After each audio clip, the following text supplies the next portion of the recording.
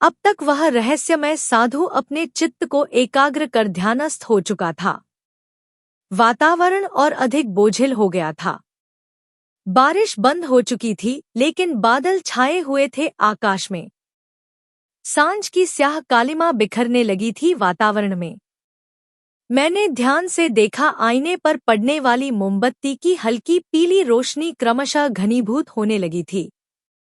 हम तीनों कभी साधु की मुखमुद्रा की ओर देखते तो कभी चमकते हुए आईने की ओर। प्रभाकर और शशिकांत की क्या स्थिति थी, यह तो मैं नहीं जानता था, लेकिन मेरा मस्तिष्क भारी होता जा रहा था उस समय। आईने पर पड़ने वाली मोमबत्तियों की परछाइयां अब भयानक लगने लगी थी मुझे। साधु अभी भी एकटक केवल आईने की ओर देख रहा था। अब तक पूरा 1 घंटे का समय व्यतीत हो चुका था। प्रभाकर उतावला होकर साधु से कुछ कहने ही जा रहा था कि आईने की ओर देखकर एक बारगी चौंक पड़ा। आईने पर पड़ने वाले मोमबत्ती का प्रकाश क्षण प्रतिक्षण अपना रंग बदलने लगा था।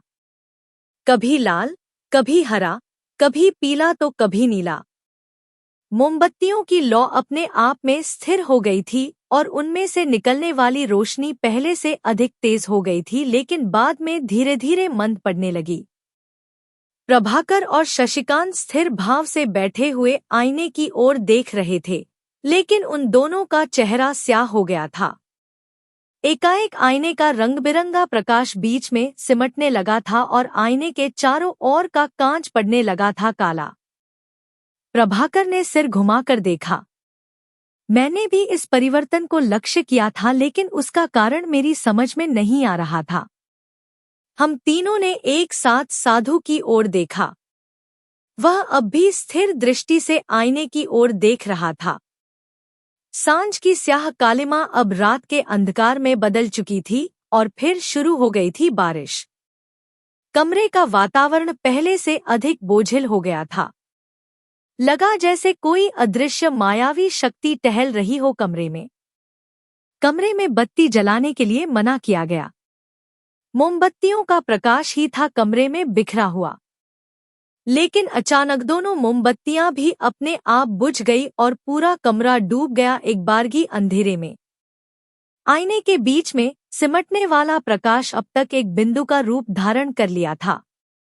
कुछ क्षण बाद वह प्रकाश बिंदु एक मानवाकृति में परिवर्तित हो गई, जिसे देखकर प्रभाकर और शशिकांत दोनों घबराने लगे थे और कांपने लगे थे भय से। वैसी ही दशा कुछ कुछ मेरी भी थी, मगर फिर भी संभाले हुए था अपने आप को मैं।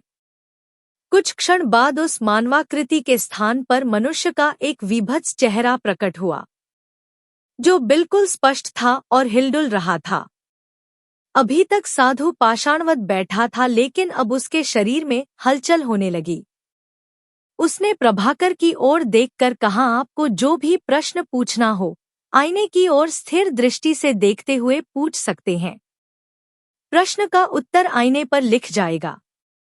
भय के कारण प्रभाकर ने कोई उत्तर नहीं दिया।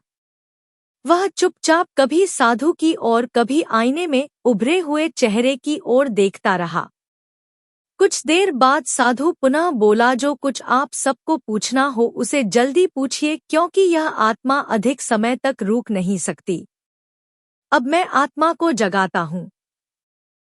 तुरंत ही ऐसा मालूम हुआ कि सब चीजों में जान आ गई हो।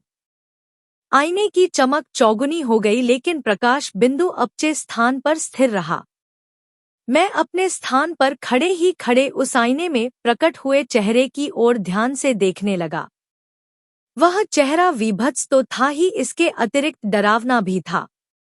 उसकी बड़ी बड़ी गोल आंखें बाहर की ओर निकली हुई थी और लाल थीं। नीचे का जबड़ा काफी नीचे लटका हुआ था और बड़े बड़े दांत बाहर की ओर निकले हुए थे। सब कुछ मिलाकर वह अति भयानक, कुरूप और रोमांचित कर देने वाला था चेहरा, इसमें संदेह नहीं। प्रभाकर से तो बोला ही न गया, लेकिन शशिकांत प्रश्न कर बैठा, मैं अपने पिताजी को देखना चाहता हूँ। प्रश्न सुनकर वह चेहरा अपने स्थान पर धीरे धीरे हिला डुला और फिर स्थिर हो गया और उसी के साथ आईने पर अंकित हो गया। आपके पिता श्रीनारायण मिश्र ने पुनर्जन्म ले लिया है और इस समय उनकी उम्र 13 साल की है। उनका नाम त्रिभुवन अग्रवाल है। लो मिलो उनसे। इस अंतिम शब्द के साथ ही एक दुबलापतला और गोरे रंग का लड़का आईने में प्रकट हुआ। वह अपने कुछ मित्रों के साथ अपने घर में कैरम बोर्ड खेल रहा था। उस समय उसका जन्म बलिया में हुआ था और उसके बाप का नाम था लोचन अग्रवाल। बाद में यह भी लिखकर आ गया सामने। लड़के को देखकर शशिकांत एक बारगी पापा पापा कहकर चिल्लाने लगा जोर जोर से। निश्चय उस लड़के में उसे अपने पिता की झलक मिल चुकी थी। अब प्रभाकर से रहा न गया। मैं अपने मृत बड़े भाई से मिलना चाहता हूँ, एकाएक जोश भरे स्वर में प्रश्न कर बैठा वह। प्रभाकर द्वारा प्रश्न होते ही वह विभत्स चेहरा अपने स्थान पर फिर हिला और उसी के बाद आईने पर अंकित हो उठा। आपके भाई का नाम लक्ष्मीकांत है। एक लड़की से उसका प्रेम हो गया था, लेकिन लड़की के माता पिता को यह पसंद नहीं था, इसलिए लड़की के भाई ने दूध में जहर दे दिया आपके भाई को। मरने के बाद अभी तक उसका पुनर्जन्म नहीं हुआ है, इसलिए इस समय गांव के ही श्मशान में जहां उसकी चिता जली थी भटक रहा है यह। लो मिलो। इस अंतिम शब्द के साथ ही सबसे पहले आईने में गांव का श्मशान दिखलाई दिया। घोर निस्तब्धता बिखरी हुई थी श्मशान के वातावरण में। कोई चिता जलकर बुझ चुकी थी, जिसकी गर्म राख से अभी तक धुआं निकल रहा था। बगल में एक पीपल का विशाल पेड़ था, जिसकी डालों में यमघंट लटक रहे थे। हम सभी ने स्पष्ट रूप से देखा उस पीपल के नीचे कुर्ता पाजामा पहने पागलों जैसी हरकत करता हुआ एक युवक इधर उधर चक्कर काट रहा था। उसका चेहरा देखकर लगता था कि वह अत्यंत कष्ट में है। भैया, चीख पड़ा एक बारगी प्रभाकर। हाँ, वह व्यक्ति प्रभाकर का भाई लक्ष्मीकांत ही था। रोने लगा था। अब प्रभाकर किसी प्रकार शांत कराया गया उसे। प्रभाकर के कारण वातावरण उदास सा हो गया था। अब तक चुपचाप सब कुछ देख सुन रहा था मैं। परिस्थिति से अवगत होने में देर न लगी थी मुझे। पूरा कमरा प्रेताविष्ट हो चुका था अब तक। मैंने आगे बढ़कर आईने की ओर देखते हुए आत्मा से कहा, अब आप जा सकते हैं। हम लोगों को और कुछ नहीं पूछना है। देखते ही देखते आईने की रोशनी मंद हो गई। छाया में जो सजीवता आ गई थी वह भी समाप्त हो गई। धीरे धीरे आईने में धुंधलापन छाने लगा। मोमबत्तियों की रोशनी वापस लौट आई।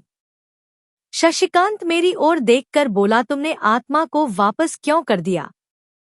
अभी तो समय था कुछ और प्रश्न पूछे जाते। मैंने तुरंत कोई उत्तर नहीं दिया। कुछ देर ठहर कर गंभीरता से कहा, भले मैंने इसे एक मजाक समझा था, लेकिन बात ऐसी नहीं है। वातावरण अचानक बोझिल हो गया था और भारी हो गया था, हम लोगों का सिर भी।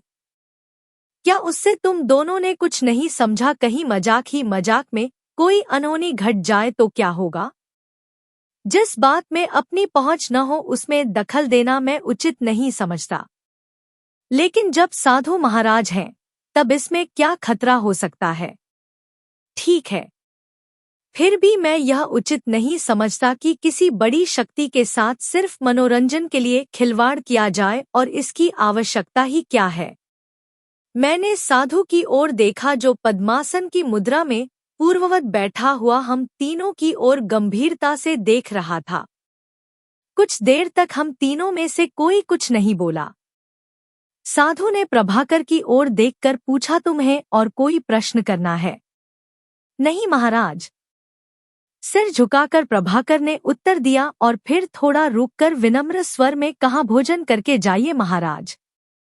नहीं, क्या मेरा अपराध इतना बड़ा है? अपराध कुछ नहीं है। संसार में बहुत सारे ऐसे लोग हैं जिनको आत्मा पर विश्वास नहीं होता। शायद तुम भी उनमें से एक थे। मैंने तेरे सामने आत्मा का आवाहन किया, इसलिए नहीं कि तू प्रसन्न होकर मुझे भोजन करा दे, बल्कि इसलिए कि तुझे आत्मा परमात्मा पर विश्वास हो जाए। इस जीवन के बाद एक दूसरा जीवन भी है। इसको तू स्वीकार नहीं करना चाहता था, तेरा यही भ्रम मैंने दूर कर दिया। उस समय मैं मन ही मन सोच रहा था कि यदि साधु की तरह मैं भी इसी प्रकार मन को एकाग्र कर आत्मा का आवाहन कर सकूं तो कैसा रहेगा। पारलौकिक जगत की बहुत सारी रहस्यमयी और तिमिराच्छन्न बातें ज्ञात हो जाएंगी। अचानक मैंने देखा कि साधु स्थिर दृष्टि से देख रहा था मेरी ओर, साथ ही मंद मंद मुस्कुरा भी रहा था। वह चौंक पड़ा मैं। थोड़ी देर बाद साधु रहस्यमय ढंग से हंसा होकर और एक झटके से घूमकर तेजी से कमरे के बाहर निकल गया और खो गया निविड़ रात्रि के अंधकार में। यह सब इतना अप्रत्याशित था कि साधु के जाने के बाद भी काफी देर तक हम तीनों गुमसुम बैठे रहे। उस अवस्था में सोच रहा था, अवश्य ही मेरे मन में कौन सी खिचड़ी पक रही है। उसे साधु जान गया होगा, तभी तो मेरी ओर देखकर हंसा था। वह एक रहस्यमय अंग्रेज आत्मा से परिचय, साधु के गंभीर व्यक्तित्व का, उसके द्वारा किया गया आत्मा के आवाहन का और उसके द्वारा प्राप्त विवरण का मुझ पर इतना गहरा प्रभाव पड़ा था कि प्रायः मन के विषय में, मन की शक्ति के विषय में और आत्मा के संबंध में ही सोचा विचारा करता था मैं। इस बात से मैं अच्छी तरह परिचित हो चुका था कि परामनोविज्ञान का विषय अचेतन मन है। परामनोविज्ञान ही अचेतन मन की रहस्यमय गुत्थियों को सुलझाने वाला एकमात्र विज्ञान है। इसे संयोग ही कहा जाएगा कि अपने आप एक अंग्रेज आत्मा से मेरा संपर्क हो गया एकाएक, और मनोविज्ञान और परामनोविज्ञान की गहराई में प्रवेश करने की दिशा में सहयोग भी उपलब्ध हुआ उससे। उस अंग्रेज आत्मा से मेरा कैसे संबंध स्थापित हुआ, यह भी अपने आप में रहस्यमय ही है। यह निश्चित है कि व्यक्ति जिस विषय में अधिक से अधिक चिंतन मनन और सोच विचार करता है, उससे संबंधित आत्मा अदृश्य रूप से उस व्यक्ति से अपना संपर्क बना लिया करती है। यही बात मेरे साथ हुई। मैं उन दिनों कलकत्ता में रहता था और बंगीय नाट्य कला केंद्र से जुड़ा हुआ था। स्वभाव के अनुसार प्रायः नित्य सायंकाल नीमतल्ला के श्मशान में या फिर कभी मुस्लिम और कभी ईसाइयों के कब्रिस्तान में बैठा करता था मैं। मन को एक अबूझ सी शांति मिलती थी, ऐसी शांति जिसे बतलाया नहीं जा सकता। उस दिन जिस कब्रिस्तान में बैठा था मैं, वह निश्चय ही ईसाइयों का ही रहा होगा। सांझ ढल चुकी थी। एक गहरी उदासी बिखरी हुई थी कब्रिस्तान के मरियल वातावरण में।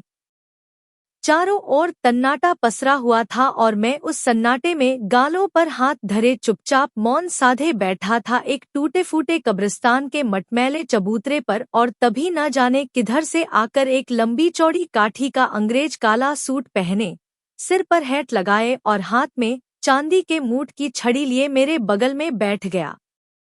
मुंह में बर्मी चुरूट दबाए था वह, जिसकी तीखी गंध फैल रही थी हवा में। बड़ा अजीब सा लगा मुझे उस अनजाने और अपरिचित वृद्ध अंग्रेज को देखकर। उसके चेहरे पर अजीब सी उदासी में लिपटी हुई मुस्कुराहट थी। मेरे बगल में आकर क्यों बैठ गया वह अंग्रेज, कुछ समझ में नहीं आ रहा था। थोड़ी देर बाद चुरूट की राख झाड़ते हुए उस अपरिचित अंग्रेज ने स्वयं के बारे में बोलना शुरू किया। उसका नाम था सर विलियम मोद था। मनोविज्ञान और परामनोविज्ञान का अनुभवी विद्वान था और इंग्लैंड के एक कॉलेज में प्राध्यापक था। वह आत्मसम्मोहन विद्या का भी ज्ञाता था, जिसके कारण काफी दूर दूर तक प्रसिद्धि थी उसकी। कोई परिवार नहीं था और न तो था कोई अपना कहलाने वाला ही। शांति की खोज थी उसे और शांति की खोज में भटकता हुआ भारत आ गया था वह। थोड़ा रुककर दूसरा चुरूट जलाते हुए सर विलियम मोद आगे बोला, तुम यंग मैन हो, तुम्हारे भीतर काबिलियत है। दर दर की खाक छानना तुम्हारे किस्मत में है। सत्य की खोज में पूरी जिंदगी गुजर जाएगी तुम्हारी। अपने विषय में इतना सुनकर दंग रह गया मैं। बिना पलक झपकाए देखने लगा मैं उस गौरांग को। उस समय और अधिक आश्चर्यचकित हो उठा मैं। जब उसने यह बतलाया कि तुम्हारा सब्जेक्ट मेरा सब्जेक्ट है, तुमको पूरा पूरा मदद करूंगा मैं। तुमको मालूम होना चाहिए कि 80 वर्ष पहले इंडिया आया था और तब से इंडिया में हूँ।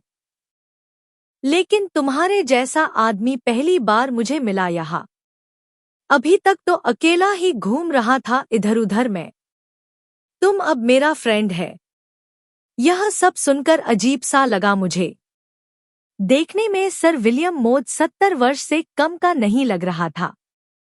उसका कहना है 80 वर्ष से इंडिया में रह रहा है वह। क्या 10 वर्ष का था वह तब जब वह इंडिया आया? झंझना उठा मेरा मस्तिष्क एक बारगी। मेरी समझ में नहीं आ रहा था उस समय कुछ भी, और जब सब कुछ स्पष्ट हुआ तो पूरा शरीर रोमांचित हो उठा मेरा। भय और आतंक से भर उठा मैं। सर विलियम मोद कोई जीता जागता इंसान नहीं था। यह तो कभी का मर चुका था इंग्लैंड में 70 वर्ष की आयु में। उसकी शांति की खोज में भटकने वाली आत्मा सशरीर मेरे सामने उपस्थित थी उस समय। अब अपने बगल में सर विलियम मोद की उपस्थिति अत्यंत भयप्रद लगने लगी मुझे। सांझ की स्याही रात्रि की कालिमा में बदल चुकी थी अब तक। मैं उठा और तेजी से कब्रिस्तान से बाहर निकल गया। मेरी मानसिक और शारीरिक स्थिति क्या थी बतलाया नहीं जा सकता। लेकिन क्या सर विलियम मोद की आत्मा से मेरा पिंड छूटा? नहीं। काफी दिनों तक अपने निकट उसकी उपस्थिति का आभास लगता रहा मुझे। कभी कभी तो उसके चुरूट की तीखी गंध भी भर जाती मेरे नासापुट में। अब तक मनोविज्ञान और परामनोविज्ञान का अच्छा ज्ञाता बन चुका था मैं। मन की गहराइयों को भी समझ गया था एक सीमा तक। कहने की आवश्यकता नहीं, सर विलियम मोद की आत्मा के अगोचर सान्निध्य का ही परिणाम था, यह इसमें संदेह नहीं।